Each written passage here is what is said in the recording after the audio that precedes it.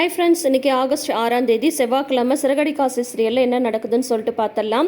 இப்போ கிருஷ்பதின விஷயத்தை வீட்டில் சொல்லிட்டாங்க. இந்த மாதிரி அவங்க அம்மா அவனோட இல்லை, அந்த குழந்தைய வேணான்னு சொல்லிட்டு விட்டுட்டு போயிட்டாங்க அப்படின்ற மாதிரி சொல்கிறாங்க.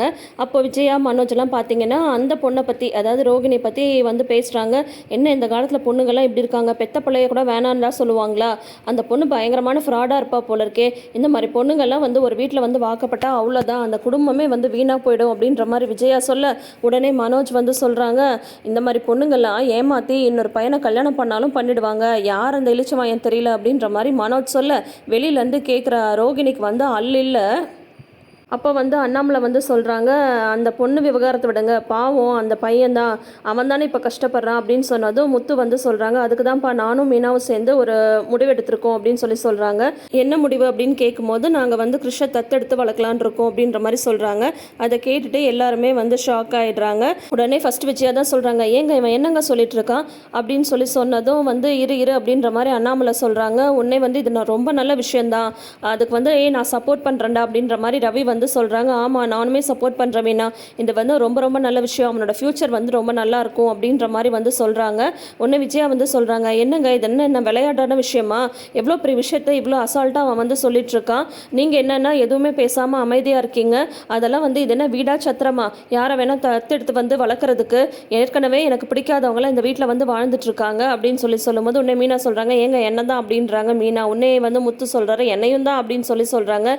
இந்த மாதிரி இந்த விஷயத்தை வீட்டில் சொல்லும் போது ஏகப்பட்ட பிரச்சனைலாம் வரும் அப்படின்ற மாதிரி எங்களுக்கே தெரிஞ்சது மாமா, எங்களுக்கே இந்த விஷயத்தில் குழப்பமாக தான் இருந்தது, அதனால தான் கோயிலுக்கு போயிட்டு கிருஷ்ண தத்தெடுக்கலாமா வேணாமான்னு சீட்டு எழுதி போட்டோம் அப்படின்னு சொல்லி மீனா சொன்னதுமே என்ன வந்துச்சு அப்படின்னு அண்ணாமலை கேட்க, உடனே முத்து அதெல்லாம் எடுத்துக்கலான்னு வந்துருச்சுப்பா அப்படின்னு சொல்லிட்டாரு.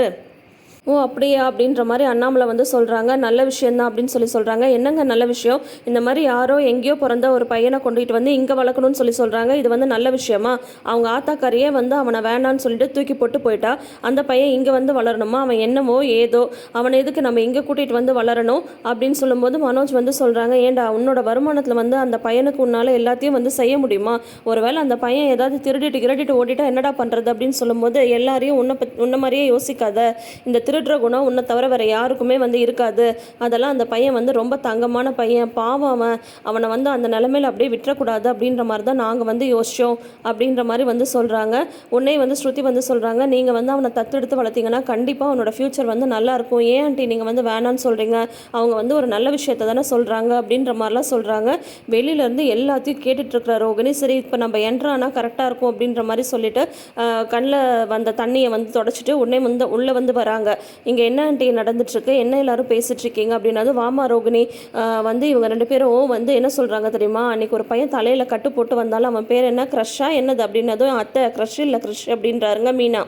அவனை வேணான்னு சொல்லிட்டு அவன் ஆத்தாக்காரி விட்டுட்டு போயிட்டாலாம், அதனால அவனை இவங்க ரெண்டு பேரும் தத்தெடுத்து இந்த வீட்டில் கூட்டிகிட்டு வச்சு வளர்க்க போகிறாங்களா, அதுக்கு இவங்க எல்லாரும் ஒத்துக்கிறாங்க, நீ சொல்லுமா, நீ தாம்மா இந்த வீட்டோட மூத்த மருமக, நீ சொல்லு, இதெல்லாம் வேணான்னு சொல்லு அப்படின்னு சொல்லிட்டு விஜயா சொல்ல, உடனே முத்து சொல்கிறாங்க, அதை பாருங்கள், யார் என்ன சொன்னாலும் நான் எங்களோட முடிவில் எந்த மாற்றமும் கிடையாது, இந்த விஷயத்தில் முக்கியமாக முடிவெடுக்க வேண்டியது எங்கள் அப்பா தான், எங்கள் அப்பா மட்டும் சரின்னு சொன்னால் நாங்கள் அவனை இந்த வீட்டில் கூட்டிகிட்டு வந்துடுவோம் அப்படின்னு சொல்கிறாங்க.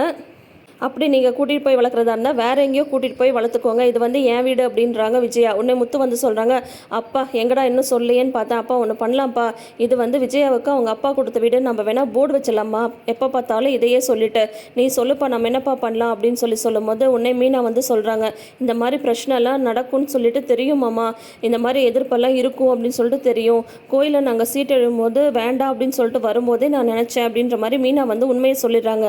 உடனே முத்து திருன்னு மொழி உடனே அண்ணாமலை சொல்கிறாங்க, முதல்ல சரின்னு சொல்லி வந்துச்சுன்னு சொன்னீங்க அப்படின்னு சொல்கிறாங்க. உடனே முத்து சொல்கிறாங்க, இல்லைப்பா இந்த விஷயத்தை வீட்டில் சொன்னால் எல்லாரும் எப்படி ரியாக்ட் பண்ணுறீங்க அப்படின்னு சொல்லிட்டு தெரிஞ்சுக்கிறதுக்காக தான் சும்மா நான் சொன்னேன் அப்படின்ற மாதிரி சொல்கிறாங்க. உடனே விஜயாவும் அண்ணாமலையும் யோசிக்கிறாங்க. அப்புறம் முத்து சொல்கிறாங்க, இந்த விஷயத்தில் முக்கியமாக முடிவெடுக்க வேண்டியது இன்னொருத்தவங்களும் இருக்காங்களப்பா, கிருஷ்ணோட பாட்டி, அவங்க ஒத்துக்கிட்டா நாங்கள் அவனை தத்தெடுத்துட்டு வந்துடுவோம் அப்படின்ற மாதிரி சொல்கிறாங்க. விஜயா உடனே சொல்கிறாங்க, என்னங்க அவன் பாட்டி பேசிட்டே இருக்கா, நீங்கள் அமைதியாகவே இருக்கீங்க அப்படின்னு சொல்லவும் அண்ணாமலை சொல்கிறாரு, அவங்க ரெண்டு பேரும் ஒரு முடிவு எடுத்திருக்காங்க, அதுவும் நல்ல விஷயமா தான் இருக்குது, அவங்க மனசுக்கு எது சரின்னு படுதோ அதை அவங்க தாராளமாக செய்யட்டும், முதல்ல அந்த அம்மாவிட்ட இவங்க போய் பேசி பார்க்கட்டும், அவங்க பாட்டி அந்த குழந்தைய தத்து கொடுக்கறதுக்கு ஒத்துக்கிட்டா தாராளமாக இவங்க விருப்பப்படியே செய்ய செய்யட்டும் அப்படின்ற மாதிரி வந்து அண்ணாமலை வந்து சொல்லிடுறாங்க. அதுக்கப்புறம் வந்து சரின்னு சொல்லிட்டு மீனாக்கும் முத்துக்கும் சந்தோஷமாயிடுது. ரோகிணிக்கு வந்து ரொம்ப அப்படியே பயமாக இருக்க ரூமுக்கு வந்து யோசிச்சுட்டு இருக்காங்க. விட்டா அந்த முத்து வந்து கிருஷ்ணன் இந்த வீட்டுக்கு கூட்டிகிட்டு வந்துடுவா போல இருக்கே, முதல்ல வந்து அம்மா கிட்ட இந்த விஷயத்த சொல்லி இந்த விஷயத்துக்கு வந்து ஒத்துக்க விடாமல் பண்ணணும் அப்படின்ற மாதிரி உடனே வந்து கிருஷ்ணோட பாட்டிக்கு ஃபோன் பண்ணுறாங்க ரோகிணி. கிருஷ் தான் ஃபோன் எடுத்து பேசுகிறாங்க. இந்த மாதிரி ஃபோனை வந்து பாட்டிகிட்ட கூட அப்படின்னதும் கிருஷ் வந்து ஏமா நீ என்கிட்ட சொல்லாமலே போயிட்டா, இன்னும் கொஞ்சம் நேரம் இருந்துட்டு போயிருக்கலாம் அப்படின்றாங்க. அதெல்லாம் நான் இன்னொரு நாள் வரேன்டா, நீ முதல்ல ஃபோனை பாட்டிகிட்ட கூட அப்படின்றாங்க. உடனே வந்து ரோகிணி வந்து அவங்க அம்மாட்ட வந்து பேசுகிறாங்க. நீ பண்ண விஷயத்தினால இப்போ எவ்வளோ பிரச்சனைலாம் நடந்திருக்கு தெரியுமா அப்படின்றாங்க. என்னது நீ மறுபடியும் முத்துமீனா விஷயத்தை பற்றி சொல்கிறியா? நீ தான் சொல்லிட்டல அவங்கக்கிட்ட பேசக்கூடாதுன்னு சொல்லிட்டு, நீ கிளம்பி போனதுக்கப்புறம் கூட அவங்க 2 பேரும் ஃபோன் பண்ணாங்க, நான் வந்து அந்த ஃபோனை வந்து எடுக்கல தெரியுமா அப்படின்னு சொல்லிட்டு அவங்க அம்மா சொல்கிறாங்க.